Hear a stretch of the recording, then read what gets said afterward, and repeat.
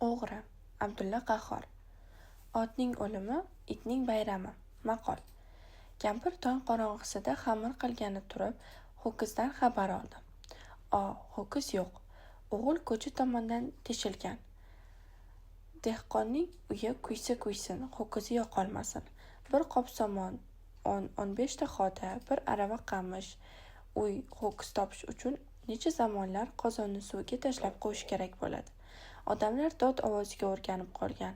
Birovni eri uradi, birovning uyi xatga tushadi, ammo kampirning dodiga odam tez to'plandi. Qobil bobo yalang bosh, yalang oyoq, yatakchan o'g'li eshigi yonida turib dag'-dag' titraydi. Tizzalari bukilib ketadi. Ko'zlari javdiraydi, hammaga qaraydi, ammo hech kimni ko'rmaydi. Xotinlar o'g'rini qarg'aydi, it huradi, tovuqlar qaqalaydi. Kimdir shunday kichkina teshikdan ho'kiz sig'ishiga aql ishonmasligi to'g'risida kishilarga gap ma'qullaydi. Qobil boboning qo'shnisi burunsiz 50 bosh kirdi. U o'g'ilga kirib, teshikni ho'kiz bog'langan ustunni diqqat bilan ko'zdan kechirdi. Negadir ustunni qimirlatib ham ko'rdi. So'ngra Qobil boboni chaqirdi va past tovush bilan dedi: "Ho'kizning hech qayoqqa ketmaydi, topiladi." Uning o'g'ilga kirib qilgan taftishi Qobil boboga bir umid bag'ishlagan edi. Bu so'zi haddan ziyod sevintirdi. Chol yig'lab yubordi. Xudo xayr bersin, ola ho'kiz edi. Odamlar o'g'ri devorni qancha va qanday asbob bilan teshgani, ho'kizni qaysi tomonga olib ketgani, uni qaysi bozorda sotishi mumkin ekanligi to'g'risida bahslasha tarqaldi. Qovur bosildi. Qobil boboning kampiri yig'idan to'xtab, 50 boshini duo qila ketdi. 50 boshi o'g'ri teshgan yerni yana bir ko'rdi. Qobil bobo qo'l qovushtirib, uning ketidan yurar va yig'lar edi. Yig'lama deyman. Ho'kizing oq poshsho qo'l ustida chiqib ketmagan bo'lsa topiladi. 50 bosh ho'kizni juda naqd qilib qo'ydi. Go'yo u ko'chaga chiqsa bas, ho'kiz topiladi. Bu xudo yarlaqagur shunchalik qilgandan keyin bir nima berish lozim-da. Tekinga mushuk oftobga chiqmaydi. Bu odam 50 boshi bo'lish uchun ozmuncha pul sochganmi? Mingboshining bir o'ziga 700 beg'bodi bir toy bergani ma'lum. Podshohlikdan oylik yemasa, Qobil bobo hamyonini qoqishtirib bo'rini 50 boshga berdi. Yana qancha duo qildi. 50 boshi beto'xtov Aminga xabar qilmoqchi bo'lib chiqib ketdi. Kechqurun Qobil bobo Aminning oldiga boradigan bo'ldi. Quruq qoshiq og'iz yertadi. Aminga qancha pul olib kirsa bo'ladi? Berganga bitta ham ko'p, olganga 10 ta ham oz. Chol kampir kengashib shunday qarorga kelishdi. Bu chiqim oxirgi va ho'kizni bo'ynidan bog'lab beradigan chiqim. Shuning uchun pulning yuzaga qarash aqldan emas. Qobil bobo ro'para bo'lganda Amin og'zini ochmasdan qattiq kekirdi. Keyin bag'baqasini osiltirib kuldi. "Ha, sigir yo'qoldimi?" "Yo'q, sigir emas, ho'kiz, ola ho'kiz edi." "Ho'kizmi? Ho'kiz ekanda, ola ho'kiz. Tavba, bor yo'g'im shu bitta ho'kiz edi."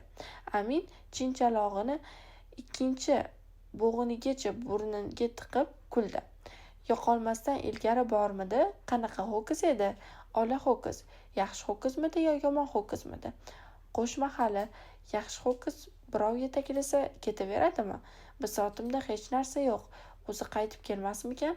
Birov olib ketsa qaytib kelaver deb qo'yilmagan ekanda, nega yig'lanadi? Yig'lanmasin." Qobil bobo yerga qarab tek qoldi. "Qidirtirsammikin-a?" dedi Amin chinchalog'ini etigining ostiga artib. "Suyunchisi nima bo'ladi? Suyunchidan chashna olib kelinmadimi?" Aminning bu gapi Qobil boboga ho'kizing deganday bo'lib ketdi. "Kam bo'lmang," dedi pulni uzatib. "Yana xizmatingizdaman. Men beto'xtov pristavga xabar beraman. O'zi chaqirtiradi." Bir hafta o'tdi.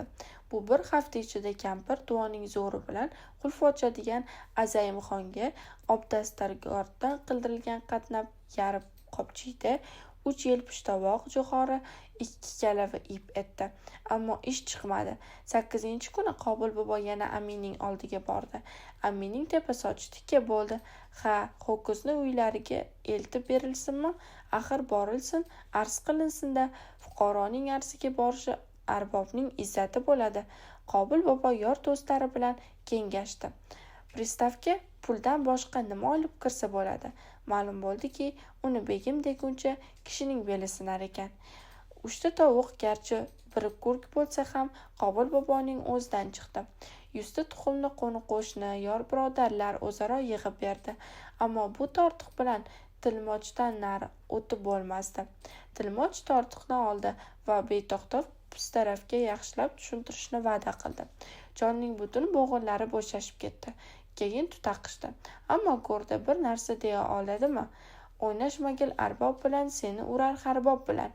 Yaxshilab tushuntirilgan pristav bitta kulankir, bitta farangi tovuq, 3 so'm pulni olgandan keyin Qobil boboning baxtga beto'xtov hokimga xabar beraman demasdan Aminga bor deb qo'ya qoldi. Amin Ellikboshiga borilsin dedi. Gumoningizni ayting bo'lmasa, dedi Ellikboshi tajang bo'lib. Kim olganini men bilmasam, avliyo bo'lmasam, olgan odam allaqachon so'yib saranjomladi-da.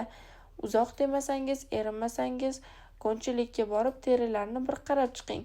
Ammo terisi ko'nchilikka tushgan bo'lsa, allaqachon charm bo'ldi, xudo biladi. Kavush bo'lib bozorga chiqdimi?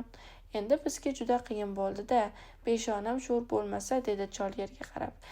Ey, yosh bolamsiz, nega yig'laysiz, kap-katta odam? Bitta ho'kiz bo'lsa bir gap bo'lar, xudo ajalga to'zim bersin. Men qaynatamga atayin sizga bitta ho'kiz bersin. Bitta ho'kiz odamning xunimi? Ertasiga Ellikboshi Qobil boboni boshlab qaynatasi Egamberdi Baxtafurushning oldiga olib bordi. Baxtafurush cholning holiga ko'p achindi va yerini haydab olgani bitta emas, 2 ta ho'kiz berdi. Lekin kichkinagina sharti bor. Bu shart kuzda ma'lum bo'ladi.